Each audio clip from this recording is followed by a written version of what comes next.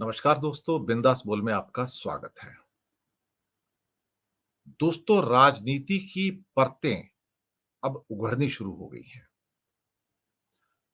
मुझे लगता है कि जिस तरीके से ये सरकार चल रही है, जिसमें पक्षपात भी है, भेदभाव भी है और जिसमें संविधान का पूर्णतः उल्लंघन भी है। दरअसल इतने विरोधाभास पैदा हो गए हैं कि मुझे लगता है कि ये सरकार उनसे निपटने में शायद 1 साल भी पूरा ना कर पाए। अभी से घुटने टेकती हुई मोदी सरकार और जिस ढंग से अपने साथियों नीतीश और नायडू के सामने प्रोजेक्ट आफ्टर प्रोजेक्ट की घोषणा करती आई है और उनको जो पैसे दे रही है, उसके बाद जो स्टालिन के सुर उठे हैं, जो रेवंत रेड्डी के सुर उठे हैं, जो कर्नाटक और केरल से स्वर उठे हैं, जो बंगाल से स्वर उठे हैं, मोदी को चिंता होनी चाहिए कि ये स्वर बहुत उग्र हैं। स्वर इसलिए भी उग्र हैं कि इन राज्यों से आप पैसे तो लेते हो, लेकिन उनके साथ आप अन्याय करते हो और अब इसके ऊपर तीखी झड़पें शुरू हो गई हैं।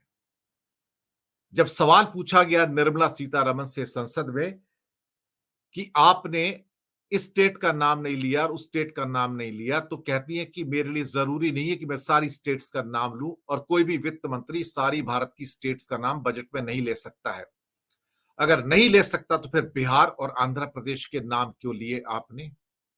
सोचने वाली बात है, क्योंकि वो आपके एलाइज हैं और वो आपसे डिमांड कर रहे हैं पैसे की, तो इसलिए आप उनके नाम ले रहे हो ताकि उनको संतुष्ट किया जा सके और बैसाखियों पे चलती हुई सरकार की गाड़ी आगे बढ़ाई जा सके। लेकिन कब तक? कब तक? अल्टीमेटली अभी जो 4 चुनाव आ रहे हैं, कश्मीर, हरियाणा, महाराष्ट्र और साथ में झारखंड, मुझे लगता है कि आज परत दर परत इसको देखने की और खोलने की जरूरत है। क्या मोदी विरोधाभासों के चलते और जो संकेत निकल कर आ रहे हैं भारतीय जनता पार्टी से, उनके चलते क्या ये गाड़ी अपनी 1 वर्ष तक खींच पाएंगे? आसार तो ऐसे हैं शायद 1 वर्ष भी ना हो पाए और अगली जून से पहले ही मोदी जी को त्याग पत्र देने पर मजबूर होना पड़े। जब दबाव डाला जाता है तो फिर वो दबाव बढ़ता चला जाता है और जो दबाव डाल रहे हैं, जब उनकी बात मान ली जाती है तो फिर उसके बाद उन्हें उसकी आदत पड़ जाती है और उसके बाद उनकी डिमांड्स रुकती नहीं। और कोई ये सोचता हो कि आज के बाद जस्ट कुछ महीनों के बाद फिर 1 फरवरी को जब फिर बजट आएगा और 1 फरवरी में आखिरकार दिन कितने हैं और एक बार फिर से वही डिमांड आएगी कि हमको अमरावती के लिए पैसे चाहिए, पोलावरम के लिए पैसे चाहिए, बिहार के लिए पैसे चाहिए। तो अल्टीमेटली मोदी जी क्या दूसरे साल के अंदर, यानी कि आज से मुश्किल से लेके 7 महीने बाद जो दूसरा बजट आएगा, क्या उसके अंदर फिर से पैसे देंगे? नहीं। तब मुझे लगता है कि इनका टिकना मुश्किल होगा। और दूसरी बात, इनकी कमजोरी की परिस्थितियां हरियाणा और महाराष्ट्र और कश्मीर हारने के बाद ही पैदा हो जाएंगी। जब झारखंड हारेंगे तो आइसिंग ऑन केक हो जाएगा। मुझे लगता है कि हरियाणा और पंजाब के और खास सॉरी हरियाणा और महाराष्ट्र के हारते ही मोदी जी की जो राजनीतिक ताकत है, उसके अंदर एक बड़ा ह्रास होगा। दूसरी, आक्रामक होती हुई हमारा विपक्ष और जो विरोधाभासों के स्वर निकल रहे हैं भारतीय जनता पार्टी के नेताओं के मुंह से अपने ही नेताओं के खिलाफ, चाहे वह उत्तर प्रदेश में विद्रोह हो या फिर महाराष्ट्र के अंदर सरफुटअव्वल की बारी हो या हरियाणा के अंदर कुछ हो या इसके अलावा कश्मीर में जो हो रहा है, और स्टालिन की जो चेतावनी है कि आप दक्षिण भारत के राज्यों को एक तरह से देखा जाए तो पैसे वसूल कर करके आप उसके बाद उत्तर प्रदेश और बिहार को बांटते चले जा रहे हो। तो असली टक्कर अभी, जबकि फाइनेंस कमीशन जो अरविंद पनगड़िया के नेतृत्व में इस समय मौजूद है, उसको अपनी रिपोर्ट देनी होगी और उस बजट से पहले आपको बताना पड़ेगा कि हाँ, अल्टीमेटली राज्यों का हिस्सा क्या होगा, किसको देने जा रहे हो। अब 1 रुपए देने के बाद बिहार को 7 रुपए 6 पैसे मिलते हैं और उसके बाद भी बिहार के लोग फिर बोलते हैं कि हमें कुछ नहीं मिला, हम पिछड़ा राज्य हैं, हमको और पिछड़े राज्य का दर्जा दो। आंध्र प्रदेश उसकी तो छोड़ ही दीजिए, लेकिन उत्तर प्रदेश बोलता है कि हमको 1 रुपए के बदले 2 रुपए 33 पैसे मिलते हैं, तो हमें ज्यादा मिलना चाहिए, हमारी गरीबी बहुत ज्यादा है।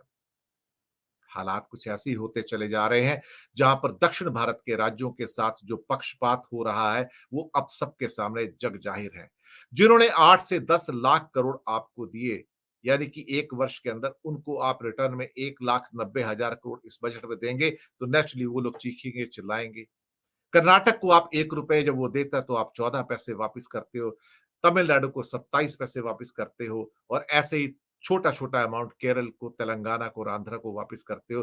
तो कब तक बर्दाश्त करेंगे कि अल्टीमेटली दक्षिण भारत से पैसे लूट कर आप उत्तर भारत के राज्यों को दे के उनकी क्षुधा शांत करोगे? ये बात तो अब निकलनी शुरू हो गई है। स्टालिन ने बात की और बाकियों ने बात की है। और अल्टीमेटली कब तक ऐसा होगा कि आप 2 इन बड़ी स्टेट्स को पालते रहोगे और फिर ये कहना नहीं, नहीं इनके लोग बाकी जगह काम करते हैं, इनके भी संसाधन हैं, तो हमें उसका रिस्पेक्ट करना चाहिए, गरीबी है तो क्या उनको छोड़ देंगे? तो अगर सारी ज़िंदगी वो गरीबी रहने का उन्होंने अगर वादा किया हुआ 75 सालों से तो कोई क्या कर सकता है? उसके लिए फिर वो ज़िम्मेदार है और अपनी गरीबी को भुगते। उसके लिए स्टालिन ज़िम्मेदार नहीं, केरल ज़िम्मेदार नहीं, उसके लिए हैदराबाद ज़िम्मेदार नहीं, बैंगलोर ज़िम्मेदार नहीं। अगर आप अपने घर को नहीं चलाना चाहते ढंग से तो मत चलाइए। तो विरोधाभास तो है कई जगह पे।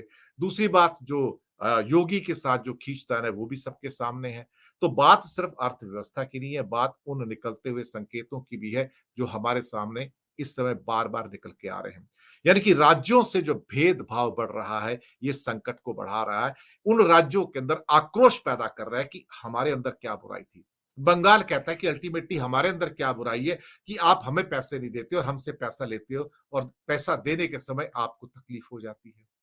मिडिल क्लास भारत में इसलिए नाराज है कि आपने उसको दिया क्या बाबू अपना क्या कहते हैं बाबा जी का ठुल्लू और जो पैसे हो सकते थे आपसे उससे और वसूल लिए और 1 साल के अंदर सवा 4 लाख करोड़ का एक्स्ट्रा टैक्स उनसे और वसूल लेंगे, जो पिछले 75 सालों में कभी नहीं हुआ।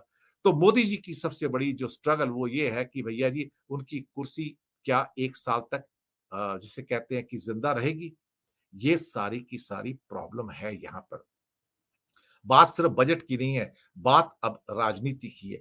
बात इस बात की है कि क्या मोदी के फैसलों से देश विघटन के कगार पर आ रहा है? अगर आप देश के अंदर 2 टुकड़े कर देना चाहते हैं मोदी जी और उसको एक हिस्से को आप अलग ढंग से ट्रीट करना चाहते हैं, बिल्कुल लॉलीपॉप की तरह और एक हिस्से से आप छीन कर दूसरे हिस्से को देना चाहते हैं, तो फिर कब तक मुझे लगता है कि जब राज्यों से आप इतना भेदभाव करेंगे, तो यकीन मानिएगा फिर भारत के अंदर आप फिर से विघटन की स्थितियाँ पैदा कर रहे हो।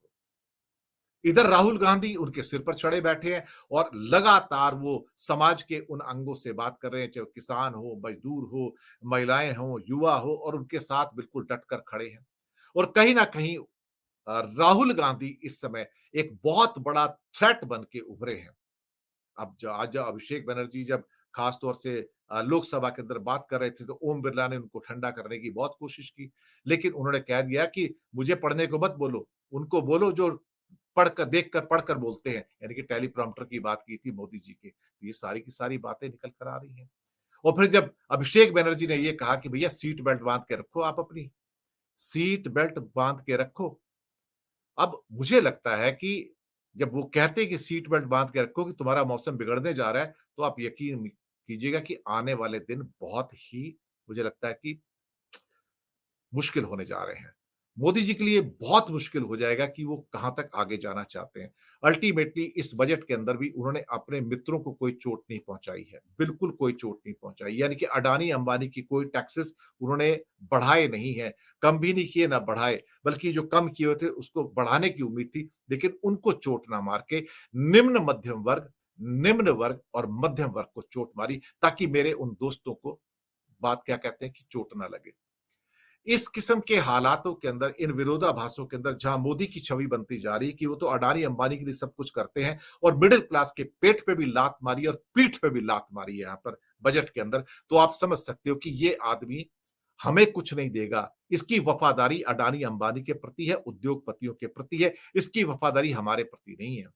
इसकी वफादारी चीन के प्रति है, जो सारा का सारा बजट शून्य डिग्री की कस्टम्स ड्यूटी पे आके पहुंचा के छोड़ दिया गया है, जिससे इंडिया का व्यापार पूरा का पूरा नष्ट हो जाए, खास तौर से वो लोग जो यहाँ प्रोडक्शन करना चाहते थे। तो मुझे लगता है कि ये जो विरोधाभास हैं, जो पॉलिटिकल भी हैं, अर्थव्यवस्था से भी निकल रहे हैं, समाज से निकल रहे हैं और विपक्ष जो है, वो सीधा अटैक करने के चक्कर में है, बिल्कुल स्पेयर नहीं करना चाहता है क्योंकि उसके हाथ में एक हथियार लग गया है कि attack is the best defence.